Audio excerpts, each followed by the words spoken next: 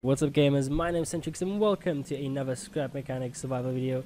Now in this video I'm going to show you where to find embers. Now as you can see in front of me there is a special biome. This biome that you don't have to look for it for a long time. It took me about 5 minutes.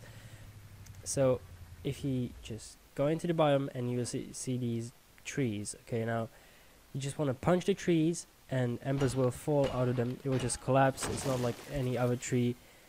You just get them instantly. They stack. There's 10 embers in one stack, so that's the only downside to embers, but they're really useful. You can use them for many useful blocks.